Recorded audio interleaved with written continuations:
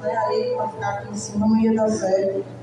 Porque hoje ele deu um grupo, aí fica só querendo vir para cá para cima, eu acho que fica chamando a atenção, né? Então eu resolvi ficar ali, sentado ali embaixo.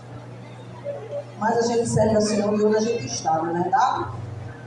Por dentro, alto, baixo, sempre sou feliz, né? Então por dentro, fora, baixo, alto, todo lado a gente serve ao Senhor, quando nós somos verdadeiros adoradores. Vamos abrir nossas Bíblias em João, capítulo 14.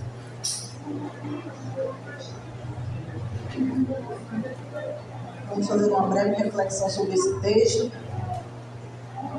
A gente ganha tempo, mesmo porque hoje a gente ainda vai ter uma apresentação, a lei da ceia, né? Então vamos tentar ganhar tempo.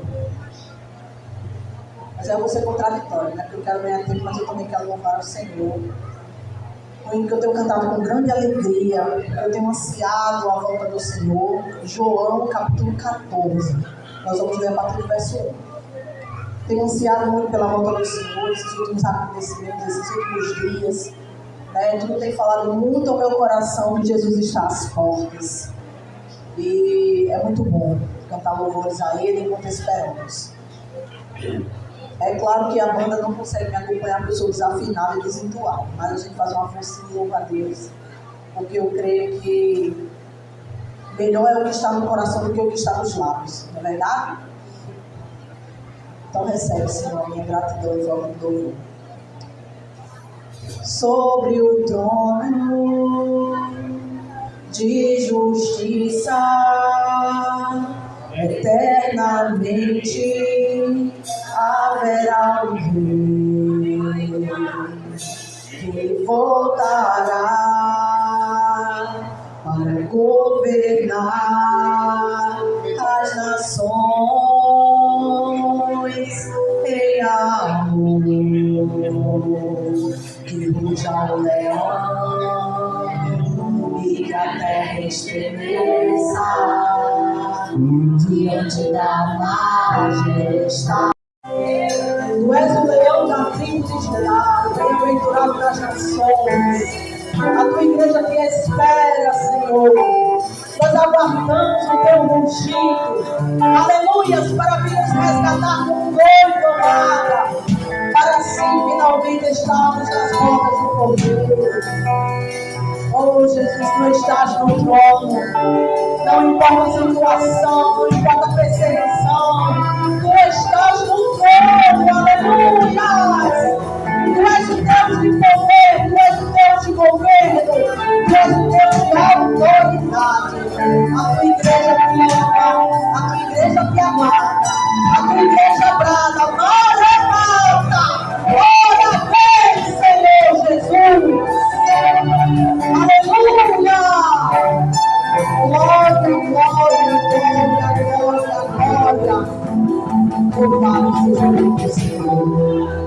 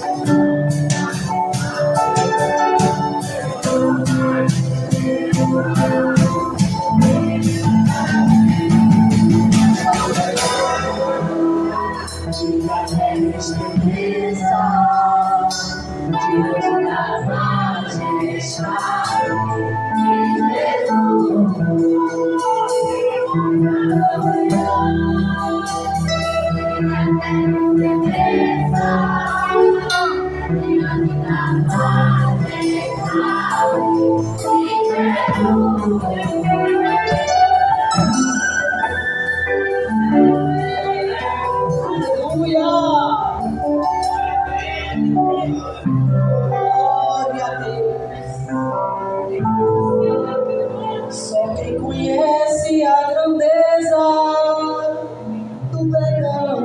recebeu, entrega em amor, todo tesouro seu, para adorar a Deus.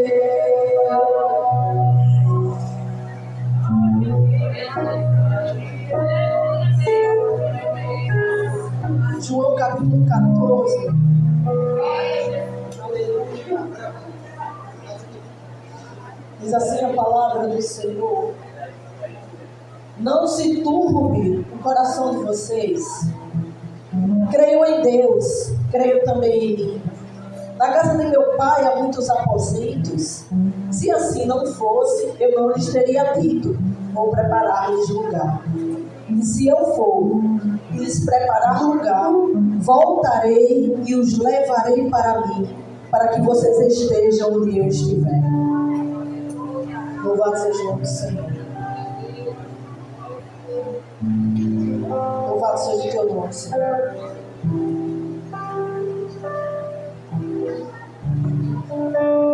Irmãos, eu tenho experimentado nesses últimos dias algo fantástico da parte de Deus. Desde o ano passado eu tenho percebido uma tristeza em meu coração, um desalento, um descontentamento. E eu comecei a me revoltar contra esse sentimento. Eu disse: Senhor, eu não aceito ficar dessa forma. Porque eu sou noiva, eu sou redimida, eu sou comprada por bom preço. Eu sou amada, eu sou separada, eu sou escolhida. É muito pré-requisito para alguém ficar triste, se lamuriando, não? E eu disse: Deus, me faz sentir de novo a alegria da tua salvação, inquieta a minha alma, me aviva, me levanta, me sacode, Senhor. E tenho orado nesse sentido. E naquela última, eu não sei se foi o Washington que fez o grupo de missões, uma semana de oração, e todos os pregadores que vinham falavam: volte ao primeiro amor. Não sei se vocês lembram. No final todo mundo dizia isso: volte ao primeiro amor. Muito ativismo, pouco relacionamento, pouco entrelaçamento. Eu quero é compromisso. E eu começava a pensar sobre essas coisas. E comecei a louvar aquele hino que o Manancial canta tão bem. Eu amo quando o Manancial canta essa música. Aviva. Não vou nem lembrar agora. Aviva, renova, Senhor, em mim a força do perdido, do cansado. Renova o amor daquele que não tem mais amor. Renova, ó Deus, renova. E eu comecei a orar essa canção. Renova, Senhor. Renova em mim. E então eu pensei que a renovação que viria do Senhor, eu iria experimentar em outro lugar e não aqui. E eu orei, descansei e disse: esse ano de 2024 eu vou pedir para sair do ministério, vou pedir minha carta e vou procurar outra igreja da missão mesmo, e vou tentar esse renovo e outra brisa. Eu acho que aqui eu não estou servindo, fazendo o que deveria fazer, e era uma tristeza tão grande. E no culto de Natal, a irmã sentada bem ali, onde está a nossa irmã Galega. O culto de Natal foi comum, como todos os outros cultos. Aos olhos de muita gente não teve nada de especial, mas eu que já vinha com esse pedido, com esse clamor naquele dia, o Senhor derramou do céu algo na minha vida. Irmãos, eu senti um refrigério, um renovo, algo diferente que eu sabia que era da parte de Deus. E assim que encerrou o culto, o pastor me chamou para pregar. Eu preciso contar esse testemunho aqui, irmãos. E o pastor me chamou para pregar e disse: Anne, culto de ano novo, você prega? Eu disse: tá bom, eu prego. E o Senhor me deu uma palavra que foi de encontro ao que eu estava querendo fazer. Porque quando nós somos arautos do Senhor, a gente não tem vontade, Deus. A gente prega o que Ele manda, a gente faz o que Ele manda, a gente só obedece. E Ele, olha, fala que eu quero que reconstruam muros. E eu escolhi aquela palavra de Neemias, eu acredito que o Espírito Santo me direcionou aquele texto. E nós falamos assim no dia do novo sobre a pregação, sobre essa temática. É tempo de reconstruir. E quanto mais eu pregava, mais Deus falava no meu coração. Unidade é tempo de reconstruir. Unidade é tempo de reconstruir. E eu, achando que a reconstrução seria em outro lugar. Na primeira reunião ministerial, eu vim mesmo para participar da reunião e ia dizer para o pastor e para o ministério que naquele dia era meu última reunião do ministério, que eu estaria entregando o presbiterado e tudo. E o pastor disse: eu vou tirar férias. Aí eu disse: vixe, então nem vou poder sair agora, porque eu vou pular do barco. Se o pastor vai tirar férias, Francisca vai precisar de um suporte, né? Aí Francisca: eu estou com chikungunya. Aí eu disse: pronto. Aí eu assumi, né? No mês de janeiro, toda a responsabilidade, vamos dizer assim, né, pastoral. E durante aquele mês de janeiro, irmãos, os cultos foram fantásticos. Não porque tinha alguma coisa a ver comigo, mas tinha tudo a ver com Deus. E Ele tem me renovado de porção em porção, de dia em dia, de oração em oração. E o Senhor tem colocado no meu coração uma verdade, irmãos, que tem estrondado em mim. Não é por nós, é por Ele. Não é por causa de nós, é por causa dele. Então eu resolvi me envolver com aquele que Ele me chamou para fazer. E comecei a criar projetos, vamos trabalhar com a mocidade, e vamos voltar para a escola dominical com tudo, quintas-feiras. Irmãos, e eu não sei se vocês estão percebendo, mas eu estou. Como tem sido abençoado esses trabalhos. Porque Deus se responsabiliza quando a gente decide obedecer. E a ordem do Senhor para mim foi: reconstrua muros aqui, onde você parou. Então, conforme eu tinha parado, eu tinha me entristecido, não estava fazendo aquilo com a qualidade que Ele tinha me chamado para fazer. Ele me chamou para reconstruir aqui. E eu disse: então vamos avante. Conclamei a igreja: bora vir para a escola dominical, bora montar um culto de doutrina. Irmãos, que coisa fantástica, vocês estão obedecendo também a voz do Senhor. E juntos nós temos feito estudos, temos trabalhado a palavra de Deus, temos aprendido. E eu queria compartilhar isso com vocês, irmãos. Não é só vocês que cansam, a liderança também cansa. Por isso que nós somos carentes da oração de vocês, porque Deus precisa nos guiar no caminho. Ele precisa nos orientar, porque às vezes até a gente se desorienta. Mas o Senhor é fantástico e tem trazido a gente sempre para o centro da sua vontade. E hoje Ele colocou em meu coração essa palavra fantástica de João, onde Jesus já está caminhando, né? Ele sabe o que me espera daqui a pouco. Daqui a pouco vai ter cruz, daqui a pouco vai ter Calvário. E Ele começa a conversar com os discípulos, dizer para os discípulos verdades, para que eles tenham consolo quando aquele dia tão cruel chegar. E que dia seria esse? O dia que Ele seria levado e morto. E aí eles iriam ficar atordoados, sem direção, como muitas vezes a gente fica. Mas aí Ele começa a dizer assim: olha, não se turbe o coração de vocês. Creiam em Deus, creiam também em mim. Então a primeira verdade que esse texto me traz é que nós devemos ter fé nas promessas que foram feitas a nós. Jesus, durante 3 anos e meio, irmãos, caminhou com aqueles homens fazendo milagres e prodígios. Ele estava no barco, aleluias, quando o barco ia naufragar, mas Ele com uma palavra acalmou a tempestade e todos foram salvos. Os discípulos estavam com eles quando, chegando àquela cidade chamada Gadara, havia um endemoniado. E com autoridade Jesus repreendeu aqueles demônios e aquele homem foi liberto. Eles presenciaram, irmãos, não a conversa, mas o resultado da conversa que ele teve com a samaritana. Ele viu a transformação que ele causou na vida daquela mulher e a parte dela na vida daquela aldeia ali em Sicar. Os discípulos experimentaram coisas que nós talvez nunca experimentemos. Eles viram Jesus em plena ação, mas ainda assim foi necessário dizer: se acalme, não se preocupe, não se turbe o vosso coração, creiam somente.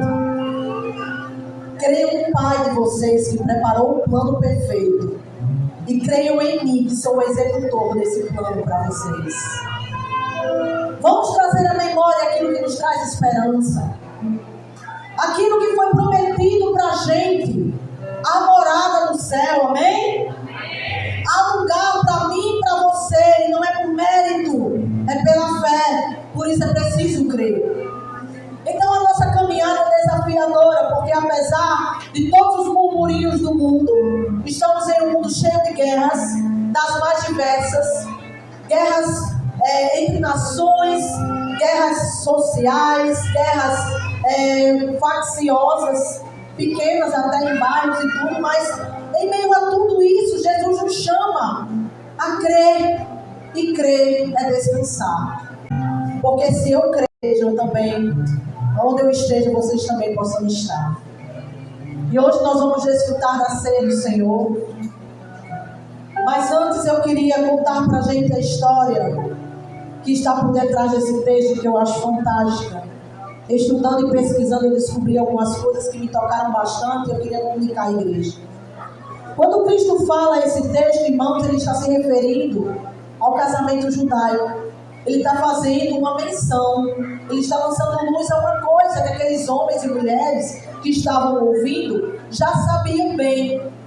E a tradição judaica dizia que o casamento funcionava da seguinte forma: as famílias decidiam casar aqueles moços, né?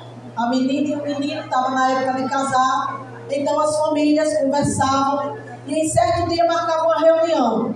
O pai do noivo ia então conversar com o pai da noiva.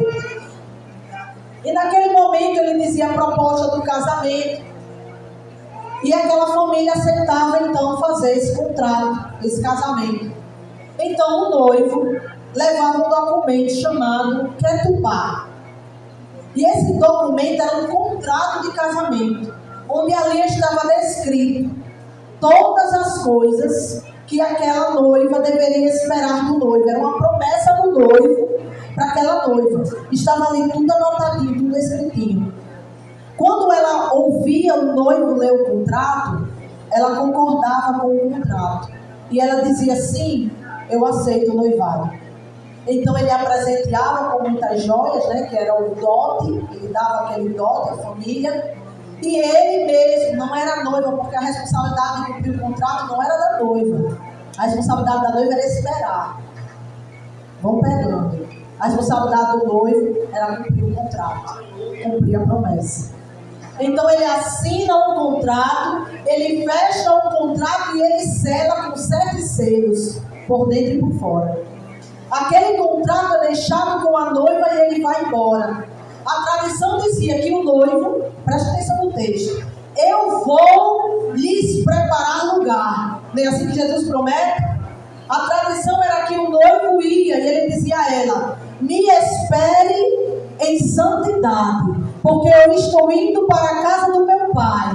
E quando lá chegar, vão preparar nossa morada. Quando tudo estiver pronto, quando tudo estiver ajeitadinho, eu volto e venho buscar a noiva. Oh, aleluia! Que coisa fantástica. E aquele noivo ia, e a partir dali ele não podia mais ter visitas à sua noiva. Então ele elegia um amigo de confiança, que era chamado amigo do noivo. Essa pessoa era responsável por visitar aquela noiva, de tempos em tempos, enquanto ele ia construindo a casa. E em algum momento da Bíblia a gente vai ouvir Jesus dizendo: a hora nem eu sei, somente o Pai sabe. Não é isso que ele disse? Respondendo: quando é que vai acontecer essas coisas? Ele disse: só o Pai sabe. E era exatamente assim no casamento. No casamento ele ia construir a casa, independente das condições do noivo. Essa casa poderia ser construída em 6 meses, em 8 meses, em 1 ano, em 1 ano e meio. E onde é que estava, irmãos, a fidelidade da noiva? Em aguardar o noivo, independente do tempo que levasse para sua volta. Então, por causa dessa demora, ele mandava um amigo de vez em quando lá onde estava a noiva, para ver como ela estava, se ela estava se guardando, se preservando. E na oportunidade, além de saber como ela estava para levar notícias para o noivo, ele também levava presentes. Porque no dia do casamento essa noiva deveria estar muito adornada. Isso fala grandemente ao coração da igreja hoje. O amigo do noivo aqui pode ser simbolizado pelo Espírito Santo de Deus. O noivo foi, mas deixou o Consolador. E ele nos visita e muito mais ele habita em nós. E os presentes que ele tem nos dado enquanto a gente aguarda a espera do noivo são os seus dons e o seu fruto. E cabe a nós como igreja permanecer vigilante como as 12 moças lá, né? Eram 5 moças, né? 10, 5 prudentes e 5 nécias. E então aquelas moças ficavam ali aguardando com suas lamparinas acesas, vigiando, esperando, porque elas não sabiam quando o noivo viria. Da mesma forma, eu e você, igreja do Senhor, devemos estar aguardando, porque Ele foi preparar o lugar. E nós não sabemos quando Ele voltará para nos buscar.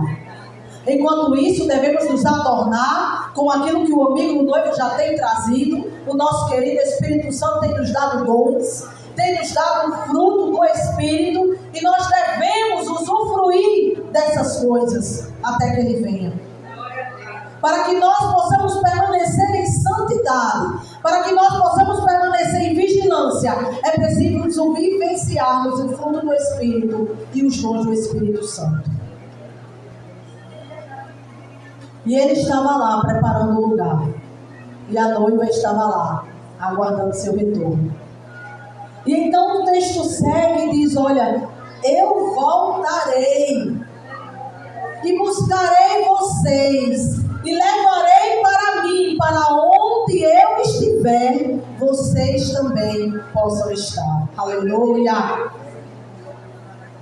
O noivo vai voltar daqui a pouco. Ele foi preparar a nossa casa, o nosso lugar. E num tempo que a gente não sabe, mas está perto, Ele voltará. E Ele deverá nos encontrar uma noiva limpa, sem mancha, sem ruga, aguardando o noivo com a lamparina acesa e dizendo: Maranata, ora vem, Senhor Jesus. Eu e você temos um compromisso de esperar, mas não é esperar deitado numa rede, vivendo como quer. Existe um contrato, e o contrato está selado. Nós estamos com a aliança, que é o que nós vamos participar daqui a pouco. Este cálice é o cálice da nova aliança no meu sangue. Temos uma aliança com o Senhor. Temos um compromisso com o Cordeiro. Então vamos permanecer aguardando, porque Ele voltará. Então não turbe o vosso coração e continue crendo. Continue aguardando. Porque aquele que foi, Ele voltará uma segunda vez. E agora Ele virá como um leão, rugindo. Aleluia! E Ele vai tomar lugar entre nós. E isso daqui, irmãos, que é só simbologia, então se tornará real. Uma grande mesa, aleluia, será posta. E todos nós em redor da mesa com o Cordeiro, celebrando para sempre. Aleluia! É isso que aguarda a mim e a você. É uma promessa, irmãos, que Satanás não apaga. Ele sapateia, ele arranja os dentes, ele empurra, ele pode fazer o que ele quiser. Mas a coroa é minha e é tua. Guarda o que tens para que ninguém roube a tua coroa. Vamos então esperar pelo noivo. Vamos então usar os adornos que o amigo já tem usado. Vamos então aguardar, porque a casa já está ficando pronta. E sem demora alguém dirá: lá vem o noivo! E aquele que estiver atento ouvirá então a sua trombeta. Aleluia! E subiremos ao encontro daquele que nos ama, daquele que nos comprou, daquele que pagou a dívida do meu e do seu pecado. E enfim, nos regozijaremos com Ele na glória. Que o Senhor nos abençoe em nome de Jesus.